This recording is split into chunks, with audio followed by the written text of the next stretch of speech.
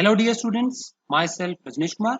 बच्चों, आज हम क्लास 8 की जो इंग्लिश की टेक्स्ट बुक है हनी ड्यू, उसका लेसन नंबर 4 जिसका कि नाम है Bipin Choudhury's lapse of memory, इसका हम पार्ट 2 करने जा रहे हैं। पिछले वीडियो में हमने पार्ट 1 डिस्कस किया था, आज हम देखेंगे पार्ट नंबर 2 क्या है। तो चलिए देखते हैं इसकी ओर। तो बच्चों, पार्ट 1 में हमने क्या देखा था कि एक पर्सन आता है बुक शॉप में और बिपिन बाबू जो है उनसे कहता है कि आप क्या है, मुझे आपने पहचाना नहीं है और आप तो कहाँ कहाँ गए थे, रांची जाके आए हो, और उसको ये इंसिडेंट बिल्कुल भी याद नहीं रहता। तो तरह तरह से उसके जीवन के बारे में बहुत सारी घटनाएं बताता है, रांची में क्या क्या हुआ इसके बारे में बताता है। ठीक है, तो देखते हैं आगे। उसके बाद इनके मन में क्या ख्याल आते हैं ये सब सुनने के बाद में। बिपिन बाबू's car was safely parked in Bertram street by the lighthouse cinema. बच्चे, कैलकाटा में बिपिन बाबू की जो कार है वो सुरक्षित रूप से पार्क की गई थी। कहाँ पे? बर्ट्राम स्ट्रीट में। और ये लाइट हाउस सिनेमा के बगल में है ये जगह, ठीक है ना, ये गली। ही टोल्ड द ड्राइवर, और उसने ड्राइवर को क्या बोला? As he got into the car, तो जैसे ही वो अपनी कार में बैठा उसने अपने ड्राइवर को बोला, ड्राइवर का नाम था सीताराम, तो ड्राइवर को क्या बोला? Just drive by the Ganga, Ganga नदी जो है उसके सहारे सहारे ही ड्राइव करो, रोड के किनारे किनारे, ठीक है कि नहीं? क्या विल यू सीताराम, तो अपने ड्राइवर सीताराम को बोला कि गंगा जो नदी है उसके साथ साथ उसके गाड़ी चलानी। Driving up the strand road, और जो रोड थी उसका नाम था स्ट्रैंड रोड। ठीक है, तो बच्चों कैलकाटा में जो गंगा नदी है उसी को हुगली नदी के नाम से जाना जाता है, तो इसने उसको गंगा नदी के नाम से ही पुकारा। ठीक है, और वो स्टैंड रोड के अलॉन्ग ड्राइव कर रहे थे। बिपिन बाबू, तो जब वो ड्राइव कर रहा था, उसको ड्राइवर गाड़ी में जा रहे थे, Bipin Babu regretted having paid so much attention to the intruder, तो उनको बहुत अफसोस हो रहा था कि उन्होंने व्यर्थ ही में इतना ज्यादा ध्यान दे दिया। किसकी बातों पे? एक अनजान शख्स की बातों पे, जो पता नहीं आके जबरदस्ती उसकी जिंदगी में पता नहीं घुस गया हो बिन बुलाए मेहमान की तरह, और कुछ भी बोले जा रहा है। तो इंट्रूडर होता है बिन बुलाए मेहमान, जो कि व्यर्थ ही किसी के काम में अड़ंगा लगाता है, जबरदस्ती ही घुस पड़ने वाला किसी मैटर में, वो कहलाता है इंट्रूडर बच्चों। बिना या अनुचित तरीके से किसी के मैटर में घुसने वाला इंट्रूडर होता है। ठीक है, तो उनको अफसोस हो रहा था कि क्यों उसकी बातों पे इतना मैंने ध्यान दिया। He had never been to Ranchi, वो कभी रांची गया ही नहीं है, उसने कैसे कह दिया कि रांची गया? नो क्वेश्चन अबाउट इट, तो रांची जाने का तो सवाल ही नहीं उठता, कभी गया ही नहीं है। He was inconceivable that he should forget such an incident, और उसको मना पाना बहुत ही मुश्किल था, बिपिन बाबू को मना पाना बहुत ही मुश्किल था कि वो ऐसा कोई भी घटना भूल भी सकते हैं, विच टुक प्लेस ओनली 6 और 7 ईयर्स अगो, 6-7 साल पहले की घटना है, तो इतनी बुरी नहीं हो सकती किसी की याददाश्त कि ऐसी घटना कोई जीवन की अपने भूल पाए। हम कहीं बच्चों ट्रिप पे जाते हैं 10-10 20-20 साल तक, बहुत अच्छे से पूरे जीवन भर वो हमको मेमोरीज याद रहती है, और हालांकि उसकी मेमोरी बहुत अच्छी थी, he had an excellent memory, तो कैसे भूल सकता है वो? तो वो गया ही नहीं था और वो जिद कर रहा था कि नहीं आप गए थे, unless Bipin Babu had reel. ठीक है, तो भाई या तो भाई पूरी तरह से उसका दिमाग खराब हो जाए, ठीक है, या फिर उसकी मेमोरी उसका साथ छोड़ दे। ठीक है, तो बहुत ज्यादा उसको कुछ सीवियर शॉक लगे, कंफ्यूज हो जाए, तो समझ में आता है मेमोरी के साथ कुछ उसका खिलवाड़ हुआ होगा, लेकिन ऐसा कुछ था ही नहीं, वो बिल्कुल नॉर्मल था। ठीक है, तो एक तरह से उसका दिमाग चकरा रहा था ये सब सुन सुन के कि कैसे किसी ने कह दिया कि वो रांची गया। ठीक है ना, चलिए आगे देखते हैं। हिज हेड रील्ड, इसका मतलब होता है बच्चों बहुत ज्यादा कंफ्यूज और शॉक था, वो बहुत ज्यादा सदमे में था कि कैसे किसी ने उसको कह दिया ऐसे ही, तो उसको अपनी मेमोरी पे डाउट सा होने लगा। चलिए आगे देखते हैं। Was he losing his mind, तो क्या वो अपना दिमाग पे नियंत्रण खो रहा था? क्या उसके दिमागी संतुलन बिगड़ रहा था?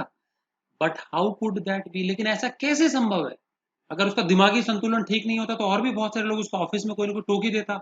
ही was working daily in his office, रोज अपने ऑफिस में काम कर रहा था, और उसका जो ऑफिस है कोई छोटी मोटी कंपनी नहीं थी, it was a big firm, बहुत बड़ी कंपनी थी। And he was doing a responsible job, और उसका कोई छोटा मोटा काम भी नहीं था, एक बहुत ही जिम्मेदारीपूर्ण जॉब था जिसको भली भांति कर रहा था कई वर्षों से। He wasn't aware of anything ever going seriously wrong, और कभी उसको ऐसा कभी महसूस नहीं हुआ कि उसके साथ कुछ बहुत ही गलत हुआ है, सीरियसली उसकी मेमोरी को कुछ हो गया, ऐसा कुछ उसको कभी अपने जॉब पे रहते कभी कोई महसूस ही नहीं हुआ।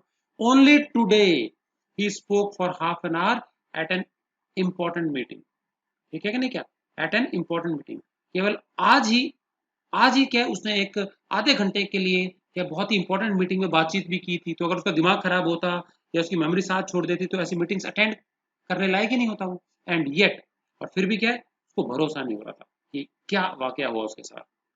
And yet the man new a great deal about him, और फिर भी बोलता है वो जो व्यक्ति था जो क्या है उस बुक शॉप पे आया था, वो उसके बारे में इतना कुछ कैसे जानता है।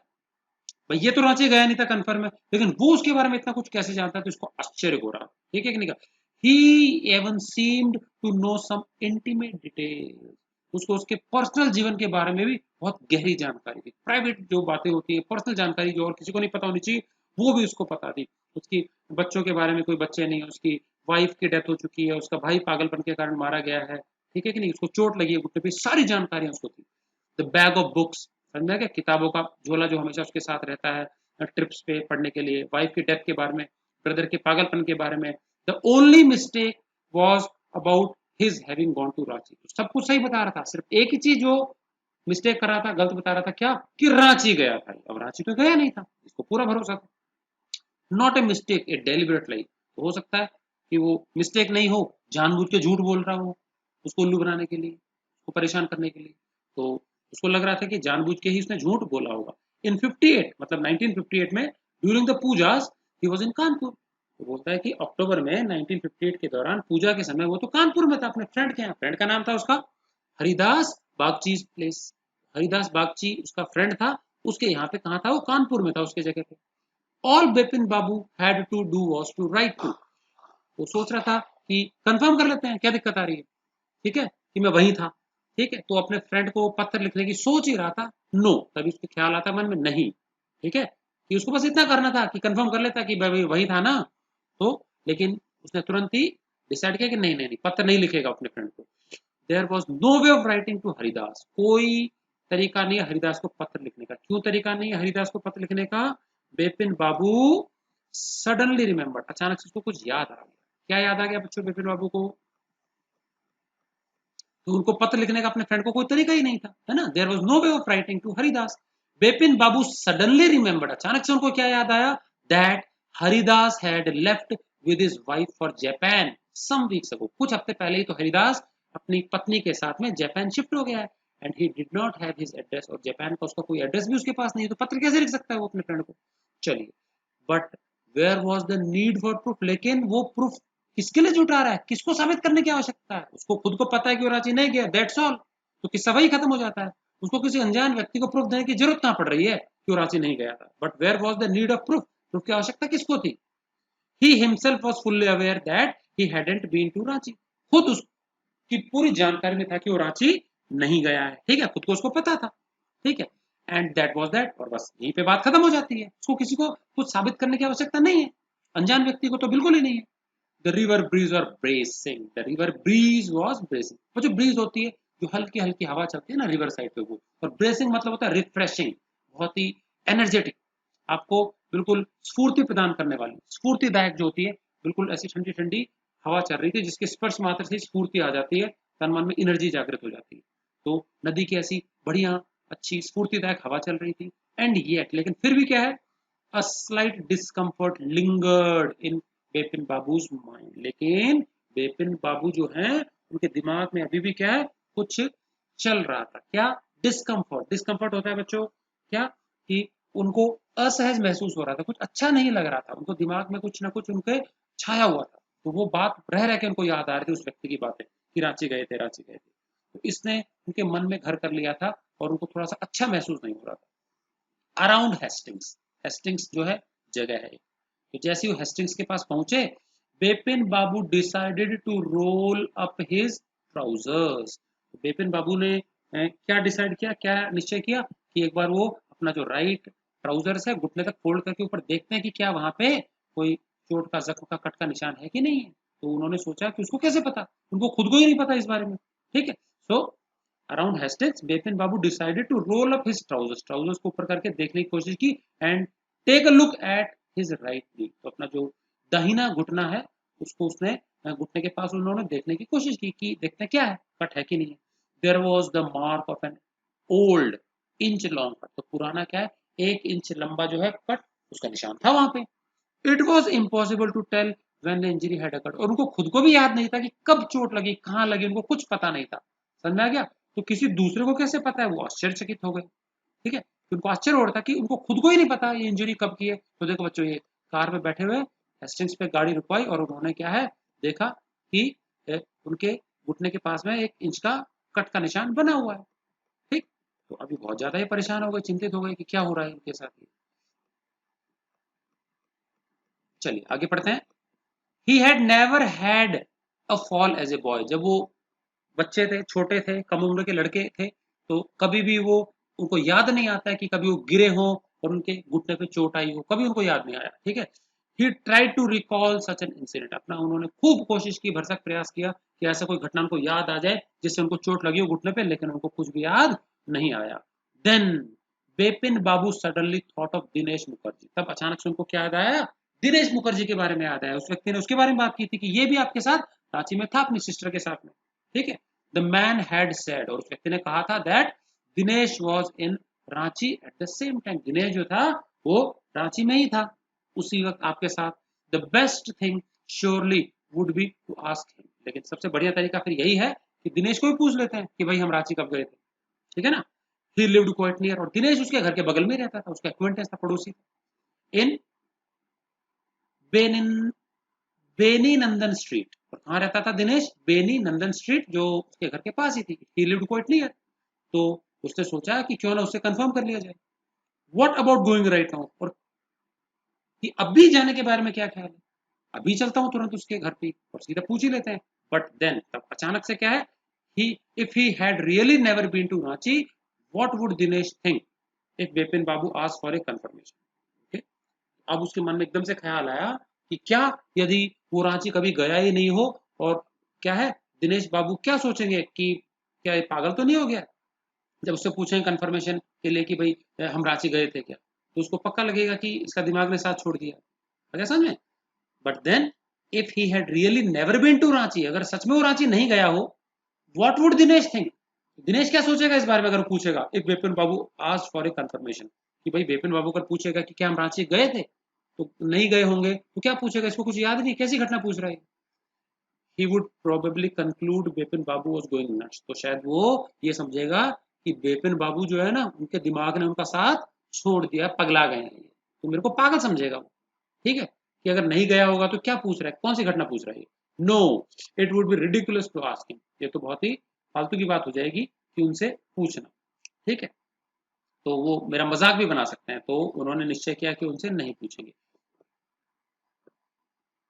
And he knew how ruthless Dinesh sarcasm could be, और उसको बहुत अच्छे से पता था कि जो दिनेश है वो उसका मजाक उड़ाने में कोई कसर नहीं छोड़ेगा। उसका मजाक बहुत ही रूथलेस, बहुत ही परेशान करने वाला होगा, तो उसका मजाक उसको सहन भी नहीं कर पाएगा। तो उसने निश्चय किया कि उसको वो उसके घर नहीं जाएगा, उसको कॉल भी नहीं करेगा।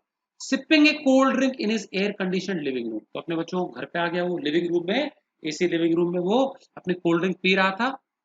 बेपिन बाबू फेल्ट एट ईज अगेन। अभी थोड़ा सा वो इजी महसूस कर रहा था, राहत महसूस कर रहा था।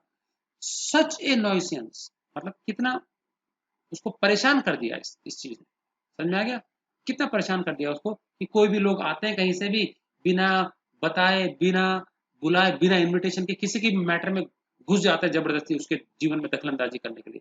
कितना बेकार पर्सन था वो। सच ए न्यूसेंस, समझ में आ गया। न्यूसेंस होता है परेशानी देने वाला। Just because they have nothing else to do, क्योंकि कई ऐसे लोग होते हैं जिनके पास खुद का तो कोई काम धाम होता नहीं है, और वो दूसरे लोगों के मामलों में अड़ंगा लगाने के लिए पहुंच जाते हैं। ठीक है, तो कहीं पे भी अपनी नोज को पोक इन कर देते हैं, जहां उनकी रिक्वायरमेंट नहीं होती वहां घुस जाते हैं। तो कितना अनोइंग लगता है। तो देखो, गेटिंग इनटू पीपल्स हेयर, इसका मतलब क्या है, क्या बोला उसने? सच ए नुइसेंस। नुइसेंस मतलब होता है परेशानी, problem. Just because they have nothing else to do, क्योंकि लोगों के पास कोई काम धाम नहीं है करने के लिए, they go about getting into other people's hair. तो दूसरे लोग, तो अदर पीपल्स हेयर का मतलब होता है दूसरे के बालों में घुस जाना नहीं है, दूसरे के मैटर में टांग अड़ाना, जबरदस्ती बिना बुलाए उनके मामले में दखलंदाजी करना। So interfering with and annoying people, किसी के मामले में दखलंदाजी करने वाला पर्सन, जो दूसरों को क्या अनॉय करता हो, परेशानी में डाल देता हो, ऐसा पर्सन। ठीक है, तो बोलते हैं कि लोगों को कोई काम धाम नहीं होता तो घुस जाते हैं दूसरे के मैटर में जबरदस्ती। तो आफ्टर डिनर, रात का भोजन कर लिया उसने, स्नगलिंग इन बेड, आराम से बेड में सोने चला गया, with one of the new thrillers, और एक और किताब पढ़ रहा था, एक नई थ्रिलर बुक थी जो मार्केट से उसने खरीदी थी। Bipin Babu forgot all about the man in New Market, और न्यू मार्केट में क्या है, विपिन बाबू उस व्यक्ति के बारे में लगभग सब भूल गया था, अपनी किताब में लग गया वो। Next day in the office, अगले दिन ऑफिस पहुंचा Bipin Babu notice that with every passing hour, तो विपिन बाबू ने क्या नोटिस किया कि हर बीतते घंटे के साथ साथ पिछले दिन की घटना उनको बार बार याद आ रही। ठीक है, क्या याद किया उन्होंने, next day in the office Vipin Babu notice that, उन्होंने क्या पाया, विद एवरी पासिंग आवर, हर बीतते घंटे के साथ the previous days encounter was occupying more and more of his mind, तो जो पिछले दिन की जो घटना थी उस व्यक्ति के साथ जो बातचीत हुई थी वो ज्यादा उसके दिमाग पे हावी होती जा रही है। जैसे जैसे घंटे बीतते जाते थे वैसे वैसे रह के उसको बातें याद आती थी। If the man knew so much about Bipin Babu, यदि उस व्यक्ति को इतना कुछ पता था बिपिन बाबू के बारे में, how could he make such a mistake about the Ranchi trip, तो जब इतनी सटीक उसके पास जानकारी थी तो रांची ट्रिप के बारे में उसने गलत क्यों बोला, झूठ क्यों बोला, कहीं ऐसा तो नहीं है कि वो सच बोल रहा था, तो उसको बार बार डाउट होगा। Just before lunch Bipin Babu decided to ring up Dinesh Mukherjee, और लंच करने से पहले ही उसने सोचा कि मैं कॉल कर ही लेता हूँ दिनेश मुखर्जी को, समझ आया क्या, पिछले दिन जो उसने सोचा था कि मैं नहीं करूंगा, अब उसने दिनेश मुखर्जी को कॉल करने की कोशिश की।